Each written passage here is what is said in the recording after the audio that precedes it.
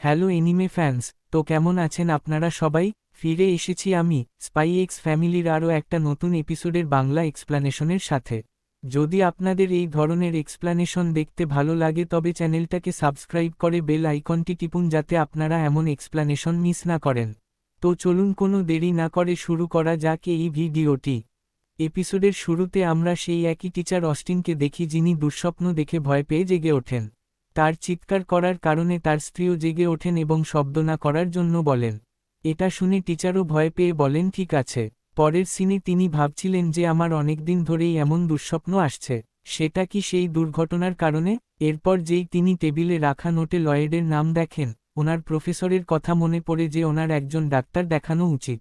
এবং এরপর টিচার লয়েডের সাথে দেখা করার জন্য হসপিটালে যান। তিনি বলেন মিস্টার হ্যানসন আমাকে আপনার সাথে দেখা করতে বলেছিলেন। লয়েড ওনাকে চা দেয় এবং ওনার সমস্যার কথা জিজ্ঞেস করে। টিচার বলেন ইদানিং আমার ঠিকমতো ঘুম হচ্ছে না। আমার এটা বলা তো উচিত না কিন্তু আমার মনে হয় আমি বাসের ওই দুর্ঘটনার কারণে এখনও আতঙ্কের মধ্যে আছি। লয়েড বলে এতে লজ্জার কোনো বিষয় নেই। ওই দুর্ঘটনা নিয়ে ভয় পাওয়াটা একটা সাধারণ ব্যাপার। আপনি বয়স্ক, কিন্তু তার মানে এই না যে আপনার ভয় লাগতে পারে না। এটা একদমই নর্মাল। লয়েড বলে আমার মেয়ে ওই দুর্ঘটনায় ছিল, তাই আমি আপনার কথাগুলো খুব ভালো করে বুঝতে পারছি। আমি আপনাকে সাহায্য করব, আপনার পুরনো জীবন আপনাকে ফিরিয়ে দেব। টিচার ভাবেন, এ তো খুব ভালো মানুষ মনে হচ্ছে। তিনি বলেন, আমি শুনেছি যে এখানে স্টুডেন্টরাও থেরাপি নেওয়ার জন্য আসে। লয়েড বলে, হ্যাঁ, আমরাও তাদের সাথে একটা টিম হয়ে কাজ করি তাদের আবার নর্মাল করার জন্য। লয়েড তার স্পাই মুডে ভাবে, এর নাম থমাস অস্টিন। সাধারণত টিচারদের স্টুডেন্ট এবং তাদের বাবা মায়ের সাথে ভালো বন্ডিং থাকে। আমার বিশ্বাস যে ইনিও অনেক হাই প্রোফাইল স্টুডেন্টের খুব কাছের হবেন। এত বছর ধরে কাজ করার কারণে ওনার কানেকশনও খুব ভালো হবে। এনার ওপর আমার ঋণ রাখলে আমার মনে হয় না আমার কোনো ক্ষতি হবে। ইনি ভবিষ্যতে আমার কাজেই আসতে পারেন। এরপর লয়েড টিচারের কাছে ওনার সমস্যার ব্যাপারে আরও ভালোভাবে জানতে চায়, যার উত্তরে টিচার বলেন আমি দুঃস্বপ্নের কারণে রাতে ঘুমোতে পারি না। লয়েড জিজ্ঞেস করে তো আপনার কি ওই স্বপ্নগুলো মনে আছে? টিচার বলেন না আমার কিছু মনে নেই। লয়েড জিজ্ঞেস করে আপনার কি দুর্ঘটনার ফ্ল্যাশব্যাক মনে আসে? টিচার বলেন আমার মনে হয় না এমন কিছু আছে কিন্তু আমার হাত খুব কাঁপে আর আমার সারাদিন ক্লান্তি অনুভব হয়। লয়েড জিজ্ঞেস করে এসব কি দুর্ঘটনার পর থেকে শুরু হয়েছে? টিচার বলেন হ্যাঁ হয়তো আপনি ঠিকই বলছেন। লয়েড তাকে খুব ভালো করে দেখতে দেখতে ভাবে, এর কাহিনী, চোখের মুভমেন্ট, গলার আওয়াজের টোন শুনে এবং আশপাশের সব ইনফরমেশন নোটিস করে আমার কিছু গণ্ডগোল মনে হচ্ছে। টিচার ভয় পেয়ে জিজ্ঞেস করেন, আমি কি এভাবে টিচিং করতে পারবো? যদি আমাকে বের করে দেয় তো? লয়েড বলে ভয়ের কোনো কারণ নেই। আপনার যেটা হয়েছে তাকে অ্যাকিউট স্ট্রেস ডিসঅর্ডার বলে এবং এটা সময়ের সাথে ঠিক করা সম্ভব। আপনাকে শুধু ভয় পেলে লম্বা শ্বাস নিতে হবে। এটা সময়ের সাথে ঠিক হয়ে যাবে। থেরাপি শেষ হওয়ার পর টিচার সেখান থেকে চলে যান। লয়েড ওনাকে বৃহস্পতিবার আবার দেখা করতে বলেন। এরপর সেখানে ফিওনা চলে আসে আর বলে ওই লোকটা মিথ্যে বলছে। ফিওনা লয়েডকে টিচারের কাজের রিপোর্ট দেয় যে তিনি সাধারণত কি করেন। লয়েড বলে আমার মনে হয় না যে উনিও জানেন যে উনি মিথ্যে বলছেন। তুমি কি ওনার ওপর আরও ভালো করে নজর রাখতে পারবে? এটা বলেই লয়েড সেখান থেকে চলে যায়। ফিওনা বলে ঠিক আছে এবং ভাবে আজ আমি 12 সেকেন্ড পর্যন্ত কথা বলেছি। এরপর টিচার আর লয়েডের দেখা হয় পরের থেরাপিতে। টিচার বলেন পরিস্থিতি এখনও একই রকম আছে। আমার কাল রাতে আবার দুঃস্বপ্ন এসেছিল যার কারণে আমার স্ত্রী রেগে গিয়ে আমাকে চুপ থাকতে বলে দেয়। লয়েড ওনাকে জিজ্ঞেস করে আপনাদের বিয়ের কত দিন হয়েছে? টিচার বলেন হয়তো 20 বছর হয়ে গেছে। লয়েড ওনাকে জিজ্ঞেস করে শেষবার আপনার নিজের স্ত্রীর সাথে কি কথা হয়েছিল? টিচার বলেন এই তো বললাম সে আমাকে চুপ থাকতে বলেছিল। লয়েড বলে এটাকে কথোপকথন বলে না। টিচার তাকে জিজ্ঞেস করেন আমার থেরাপির সাথে কি আমার স্ত্রীর কোনো সম্পর্ক আছে? লয়েড বলে আপনি কি ওনাকে নিজের ট্রিটমেন্টের ব্যাপারে বলেছেন? টিচার এটা শুনেই ভয় পেয়ে যান আর বলেন আমি তাকে এসব বলতে পারবো না। লয়েড বলে কিন্তু কেন? এটা শুনে টিচার বলেন কারণ আমি তাকে খুব ভয় পাই। লয়েড বলে ভয় কিন্তু কেন? টিচার ঘাবড়ে গিয়ে বলেন যদি আমি তাকে এই ব্যাপারে বলি তবে সে জানে না আমাকে অকর্মণ ভেবে কি বলবে। লয়েড বলে কিন্তু আপনি তো খুবই রেসপেক্টফুল টিচার। টিচার বলেন আমি এসব জানি না, আপনি শুধু আমাকে সুস্থ করে দিন। লয়েড সিরিয়াস গলায় বলে আমাকে মাফ করবেন, কিন্তু আমি আপনাকে গত কয়েক সপ্তাহ ধরে খুব মনোযোগ দিয়ে শুনছি আর আমি এটা বুঝতে পেরেছি যে আপনার এই অসুস্থতা বাসের ওই দুর্ঘটনার আগে থেকেই ছিল। এটা শুনে টিচার ঘাবড়ে যান আর বলেন না এটা ওই দুর্ঘটনার কারণেই হয়েছে। তখনই টিচারের বাসের দুর্ঘটনার আগের ফ্ল্যাশব্যাক মনে পড়ে যেখানে ওনার একই ধরনের সমস্যা হওয়া শুরু হয়েছিল। এটা ভেবে টিচার খুব বেশি ভয় পেয়ে যান। লোয়েড বলে আপনার এই আচরণ দেখে আমার মনে হচ্ছে আপনার ওই দুর্ঘটনার থেকেও বেশি অন্য কাউকে নিয়ে ভয় লাগে। আর এটা শুনে টিচারের মাথায় ওনার স্ত্রীর ছবি আসে যিনি ওনাকে সব কথায় বকাবকি করছেন। নিজের স্ত্রীর এই কথাগুলো শুনে টিচার বলেন এসব বাসের দুর্ঘটনার দোষ না, হয়তো এটা আমারই দোষ। তখনই টিচারের হাসপাতালের ফ্ল্যাশব্যাক মনে আসে, যেখানে তিনি নিজের স্ত্রীকে বলেন মনে হয় আমাকে কিছু সময় এখানেই থাকতে হবে। ওনার স্ত্রী বলেন এটা তো ভালো কথা, এখন আমিও শান্তিতে ঘুমোতে পারবো, তাই তুমি এখানে সারা জীবনের জন্য থাকো আর নিজের বিলও নিজেই দিও। এটা ভেবেই টিচার খুব বাজেভাবে ভয় পেয়ে যান। লোয়েড ওনাকে শান্ত থাকতে বলে। টিচার বলেন এটা হতে পারে না, আমার ওই গুন্ডাদের থেকে বেশি আমার স্ত্রীকে নিয়ে কিভাবে ভয় লাগতে পারে। লোয়েড বলে সব মানুষের আলাদা ভয় থাকে, আপনাকে নিজের ফিলিংসগুলোকে সততার সাথে মেনে নেওয়া দিয়ে শুরু করা উচিত। এটা শুনে টিচার কাঁদতে কাঁদতে লয়েডকে জড়িয়ে ধরেন আর বলেন আমার কি করা উচিত। লোয়েড বলে আপনাকে নিজের ভয়ের মুখোমুখি হওয়া উচিত, আপনাকে ওনার সাথে কথা বলা উচিত। এটা শুনে টিচার আরও ঘাবড়ে যান আর বলেন যাই হয়ে যাকো আমার ওপর রাগী করবে। লোয়েড ওনাকে সামলাতে সামলাতে বলে শান্ত হন আর আসল সমস্যার মুখোমুখি হন। টিচার বলেন কিন্তু আমি তো এই ব্যাপারে জানতামই না। লোয়েড টিচারের রিপোর্টের দিকে তাকায় যেটা ফিওনা বানিয়েছিল, যেখানে টিচারের সব ভুল লেখা ছিল। তিনি নিজের বাচ্চা আর বাড়ির ওপর একদমই মনোযোগ দেন না, নিজের অ্যানিভার্সারি ভুলে যান, ঘর নোংরা করার পর পরিষ্কার করেন না, আর একভাবে তিনি নিজের স্ত্রীর একদমই সাহায্য করেন না। লোয়েড বলে আমি মানছি যে একটা সম্পর্ক টিকিয়ে রাখা খুব কঠিন হয়, তাই আমিও নিজের বাড়িতে খুবই বেশি সতর্ক থাকি। লোয়েড ভাবে যদি এ আমার আসল পরিচয় আর নকল বিয়ের ব্যাপারে জানতে পেরে যায় তবে পরিস্থিতি জীবন মরণের হয়ে দাঁড়াবে। টিচার বলেন আমি আমার স্ত্রীর এক্সপ্রেশন দেখার চেষ্টা করি। লোয়েড বলে শুধু এক্সপ্রেশন দিয়ে কিছু হবে না, আপনি কি ওনার গলার আওয়াজ শুনে ওনার মুড বোঝার চেষ্টা করেছেন? এখানে আরও অনেক কিছু হয়, শ্বাস নেওয়া বা পায়ের আওয়াজ থেকে বোঝা। এটা শুনে টিচার অবাক হন আর ফিওনাও ভাবে সেনপাই এটা সাধারণ মানুষরা করতে পারে না। লোয়েড তাকে নিজের স্ত্রীর প্রশংসা করতে এবং তার ওপর মনোযোগ দিতে বলে। টিচার বলেন আমি এসব করতে পারবো না, আমিও নিজেকে বদলানোর চেষ্টা করেছিলাম কিন্তু তার সামনে আমার আওয়াজই বের হয় না, আমার হাত কাঁপতে থাকে। লোয়েড অদ্ভুত মুখভঙ্গি করে ভাবে আসলে এই লোকটা নিজের স্ত্রীকে কতটা ভয় পায়। লোয়েড বলে তো চলুন আগে ট্রমা ঠিক করার ওপর কাজ করি। নিজের ভয়ের মুখোমুখি হওয়া কঠিন হয়, কিন্তু যদি আপনি এটা ডিল করেন তবে তাড়াতাড়ি সুস্থ হয়ে যাবেন। টিচার বলেন আমি কি এটা করতে পারবো? এরপর লোয়েড টিচারকে ওই পরিস্থিতিটা কল্পনা করতে বলে, যেখানে ওনার নিজের স্ত্রীকে খুব ভয় লাগে। টিচার সেই ব্যাপারে ভাবতেই খুব জোরে চিৎকার করতে থাকেন আর বলেন হাতে ছুরি নিয়ে আমার দিকে ওভাবে তাকিও না, আমার চোখে পেঁয়াজ দিও না, আমি এরপর থেকে তোমার খাবার একদমই খাবো না। লোয়েড বলে ভয় পাবেন না, আপনি এখনও আমার অফিসেই আছেন। এটা দেখে লোয়েড ভাবে মনে হয় সাধারণ বিয়ে খুব কঠিন হয়। এটা দেখে ফিওনাও ভাবে যদি আমরা দুজন সাথে থাকতাম তবে আমি আপনার সাথে এমন কখনোই করতাম না। এরপর টিচার লয়েডের সাথে দেখা করার জন্য আবার আসেন। লোয়েড ওনাকে জিজ্ঞেস করে এখন আপনার স্ত্রীর সাথে আপনার কথাবার্তা কেমন চলছে? টিচার খুশি হয়ে বলেন আস্তে আস্তে আমি আমার স্ত্রীর সাথে ভালোভাবে কথা বলতে পারছি। এটা শুনে লয়েডও খুশি হয় আর বলে এই তো চাই। এরপর আমরা ইয়েরের অফিস দেখি যেখানে তার সিনিয়র অতিরিক্ত কাজের কারণে খুব বিরক্ত থাকে। ইয়র তাদের কাছে এসে বলে আমি কি তোমাদের সাহায্য করতে পারি? এটা শুনে তার সিনিয়র খুব খুশি হয়। ইয়র বলে তুমি আমাকে রান্না করা শিখিয়েছিলে, আমি সেই ঋণ এখনও শোধ করিনি। এটা শুনতাই তার সিনিয়রও বলে হ্যাঁ তুমি ঠিক বলেছ, তুমি তার ঋণ শোধ করনি। এরপর তাড়াতাড়ি তারা কাজ করতে থাকে। শ্যারন ইয়রকে জিজ্ঞেস করে ইদানিং তুমি সবার সাথে কথাবার্তা বলতে শুরু করেছ। এটা শুনে ইয়র ভয় পেয়ে যায় আর বলে সরি তোমাকে বিরক্ত করার জন্য।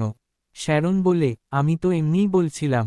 ইয়রও ভাবে এটা সত্যি, আমি নিজের অ্যাসাসিন পরিচয় লুকানোর জন্য আগে লোকেদের সাথে বেশি কথা বলতাম না, কিন্তু এখন তো আমার কাছে অনেক কিছু আছে লুকানোর জন্য, মনে হচ্ছে আমি আগের থেকে অনেক বেশি বদলে গেছি।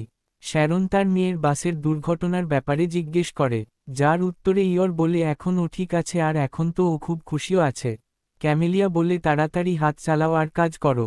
তাদের কাজ শেষ হওয়ার পর তারা খুব খুশি হয়। শ্যারন বলে আজকের ডিনার তো তোমার নামে তাই না? ক্যামেলিয়া বলে হ্যাঁ ঠিক আছে খাইয়ে দেব তোমাকে। শ্যারন ইয়রকেও আসার জন্য বলে। এটা শুনে সবাই অবাক হয়ে যায়। ইয়রও ভাবে নর্মাল দেখানোর জন্য লোকেদের সাথে বাইরে যাওয়া ভালো আইডিয়া হবে। ও বলে এই ব্যাপারে আমি নিজের হাজব্যান্ডকে বলে দিই। এরপর তারা একটা রেস্টুরেন্টে গিয়ে বিয়ার খেয়ে কথা বলতে থাকে, যেখানে বেশি পান করার পর ইয়র চিৎকার করে নিজের বাজে অ্যাসাসিন মার্কা কথাবার্তা বলে। এটা শুনে ক্যামেলিয়া বলে তার মানে পান করার পর তুমি এই ধরনের কথা বলো। তার বন্ধুরা ভাবে আমরা কি একে বেশি খাইয়ে দিলাম। মিলি বলে আমি তো তাকে একটাই ড্রিঙ্ক দিয়েছিলাম।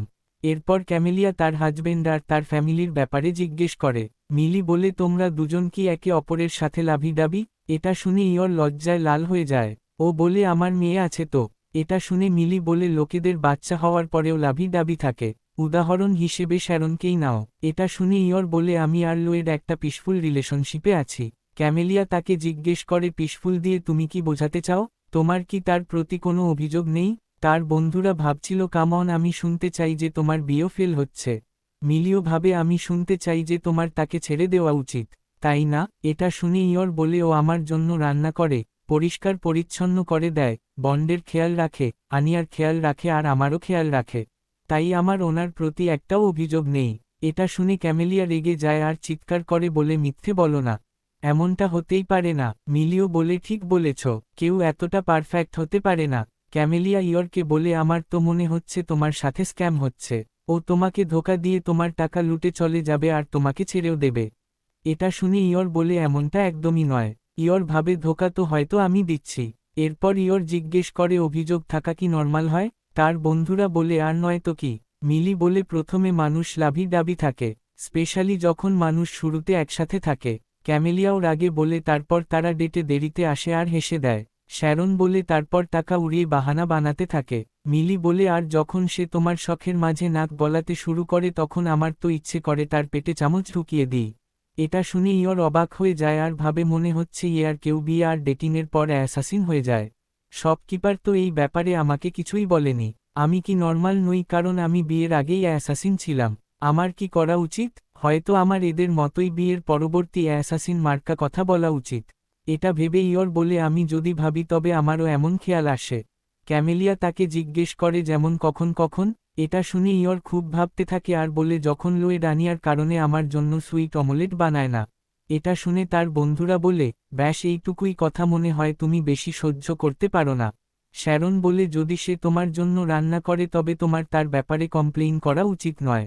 সবাই বলে তোমার আমাদের মিথ্যে বলার কোনো দরকার নেই।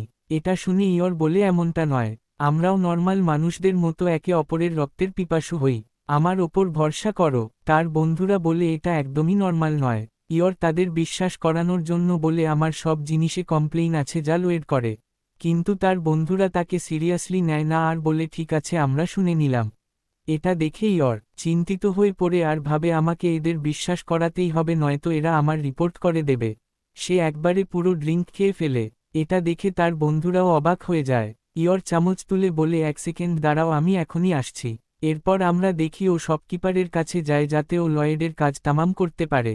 শপকিপার বলে তুমি কি এটা নিজের বিয়ে কন্টিনিউ করার জন্য বলছো? ইয়র বলে এটা জরুরি। শপকিপার বলে ঠিক আছে, যদি এতে এই দুনিয়া সুন্দর হতে পারে তবে তুমি লয়েডের সাথে যা ইচ্ছে করতে পারো।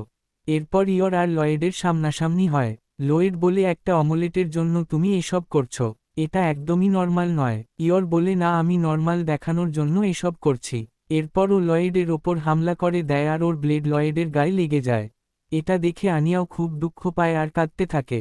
এই ব্যাপারে ভেবেই ইয়র পুরোপুরি কেঁপে ওঠে আর নিজের বন্ধুদের বলে আমি এটা করতে পারবো না, এমন কারণের জন্য শপকিপার আমাকে কখনো অনুমতি দেবেন না। এটা শুনে তার বন্ধুরা বলে এটা কি কোনো জোক ছিল? এমনিতে এখন আমরা জেনে গেছি যে তুমি আর তোমার হাজবেন্ড খুব লাভি দাবি। ইয়র বলে এমন একদমই নয়। ক্যামেলিয়া বলে তুমি বাড়ি গিয়ে নিজের হাজব্যান্ডকে হাগ করবে, তাই না? মিলি বলে অথবা একটা ওয়েলকাম হোম কিস। এটা শুনে ইয়র লজ্জা পায় আর বলে আমি এমনটা একদমই করব না। শ্যারন বলে আর সাথে কথা বলা? ইয়র বলে একদমই না, তাকে এভাবে দেখে তার বন্ধুরা তাকে কিউট বলে। শ্যারন বলে বাকি জিনিস যদি পাশেও রাখি তবুও ওয়েলকাম হোম কিস খুব নর্মাল ব্যাপার আর সবাই তার কথায় একমত হয়। এটা শুনে ইয়র ভয় পেয়ে যায় আর ভাবে ওয়েলকাম হোম কিস নর্মাল ব্যাপার। এরপর ও এসব টেনশন নিয়ে বাড়ি যেতে থাকে। তার বন্ধুরা বলে তোমাদের কি মনে হয় ও কি করবে? মিলি বলে আমার মনে হয় ও অবশ্যই করবে। শ্যারন বলে আমরা কি একটু বেশি করে ফেললাম না? আসলে ওর সাথে মজা হলো, আমাদের ওকে আবার ডাকা উচিত। এরপর ইয়র বাড়ি ফিরে আসলে লোয়েড তাকে ওয়েলকাম করে আর বলে তুমি কি এনজয় করেছো? ও ভাবে এটা তো ভালো কথা, এর সহকর্মীদের সাথে এর সম্পর্ক ভালো হচ্ছে। লয়েডকে দেখেই ইয়েরের কিসের কথা মনে পড়ে যায় আর ও লজ্জায় লাল হয়ে যায়। ও এতই ঘাবড়ে যায় যে ও অজ্ঞান হতে থাকে, কিন্তু তখনই লয়েড তাকে ধরে ফেলে। ইয়র তাকে দেখে আবার সেটাই ভাবতে থাকে আর বলে আমি আবার অজান্তেই লয়েডের ওপর হাত তুলে না দিই তো। ইয়র এসব ভেবেই আবার অজ্ঞান হয়ে যায়। লয়েড বলে মনে হচ্ছে তুমি একটু বেশিই পান করে ফেলেছ। ইয়র তাকে সরি বলে এবনর্মাল হওয়ার জন্য। এরপর আমরা ইডেন স্কুলে দেখি যেখানে ডেমিয়ান আর তার বন্ধুরা নিউজ দেখছিল।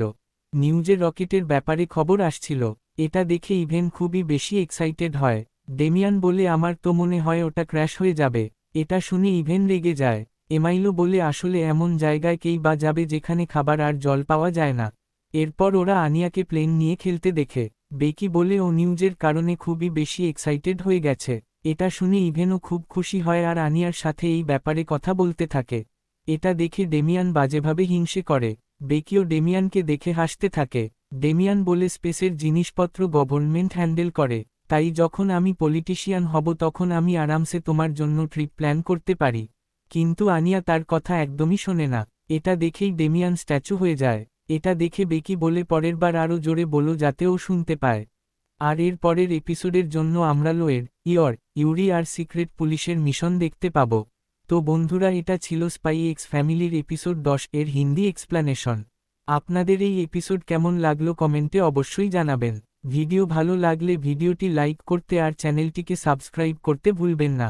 ততক্ষণের জন্য তোমাদের সাথে দেখা হচ্ছে পরের ভিডিওতে।